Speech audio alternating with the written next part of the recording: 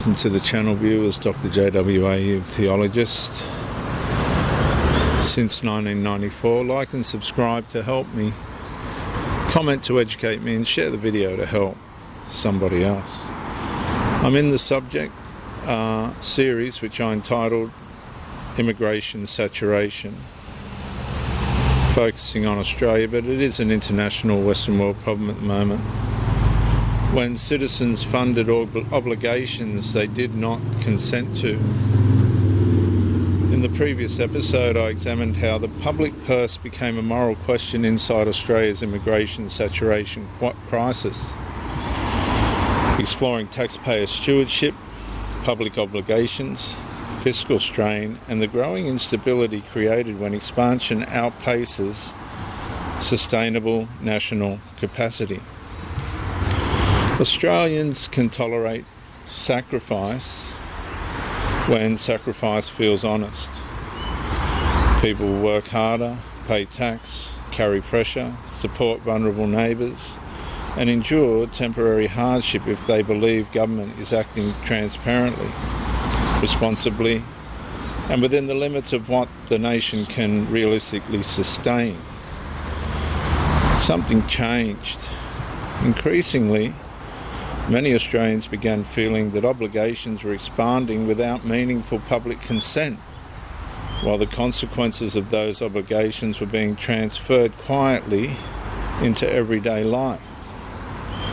And that perception matters because consent is foundational to democratic trust. A nation cannot remain psychologically stable if citizens increasingly feel they are financing structural changes they were never properly asked to approve, debate honestly, or absorb at substantial speed. And this series does not place migrants on trial as persons. It places governing authority under examination, not judgment, because government controls intake levels, infrastructure commitments, welfare structures, settlement policy, housing demand, service expansion, and the long-term obligations taxpayers are expected to carry across generations.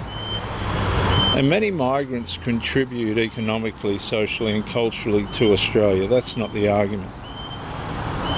And that reality remains important. Viewers, the fracture emerges when public obligations continue expanding faster than assimilation capacity, infrastructure readiness, social cohesion, and taxpayer confidence, while institutions simultaneously discourage serious public scrutiny of the cumulative burden itself. And that creates democratic tension. Australians are repeatedly told growth is necessary, beneficial, compassionate, and economically responsible. Yet many increasingly experience growth through scarcity, congestion, longer waiting times, weaker affordability, reduced stability, and growing uncertainty about whether government still recognises meaningful limits. And then another pressure emerges underneath the fiscal strain. Citizens begin sensing that consent itself has weakened. Policies reshaping housing demand, infrastructure load, labour competition, welfare obligations, classroom complexity, healthcare pressure, and social integration increasingly feel administratively imposed rather than openly negotiated, with the public carrying the consequences. And that perception damages civic trust deeply, not because Australians reject immigration automatically, but because people become emotionally unstable when they feel major national transformation is occurring around them, while truthful discussion itself becomes socially dangerous. And Australia's constitutional memory carries the older assumption that authority itself stands beneath Almighty God. That's divine sovereign restraint, law, conscience, stewardship, truth, and duty toward the people. Government was never intended to function as an unlimited managerial authority, redesigning the national household indefinitely without moral accountability to citizens, financing the structure itself. And when that restraint weakens, expansion increasingly becomes self-justifying. Growth is defended because growth already exists. Obligations expand because previous obligations expand because previous obligations expanded. And infrastructure permanently reacts instead of stabilizing. Citizens are expected to adapt continuously while institutions avoid confronting whether the national carrying limits have already been exceeded. And that's where public trusts erode quietly.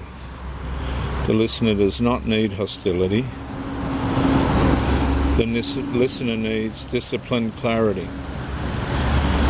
Who authorised obligations beyond sustainable consent?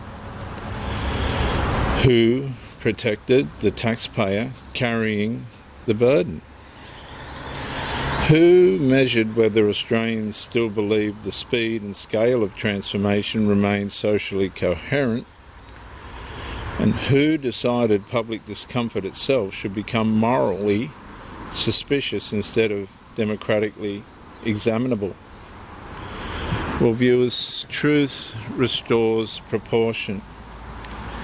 It separates lawful compassion from democratic bypass, stewardship from administrative expansion, and civic responsibility from perpetual obligation detached from meaningful public consent. A nation survives partly through trust between citizens and governing authority. And that trust weakens when Australians increasingly feel they are financing transformations they are expected to absorb emotionally, economically, culturally, and continuously without ever being allowed to question the trajectory honestly. And the scandal's not merely that obligations increased. The scandal is that authority expanded the national burden while increasingly expecting Australians to carry the consequences silently in the name of progress they no longer fully recognised as their own. I'm Dr. JWA, theologist since 1994. Like and subscribe to help me, comment to educate me, and share the video to help somebody else.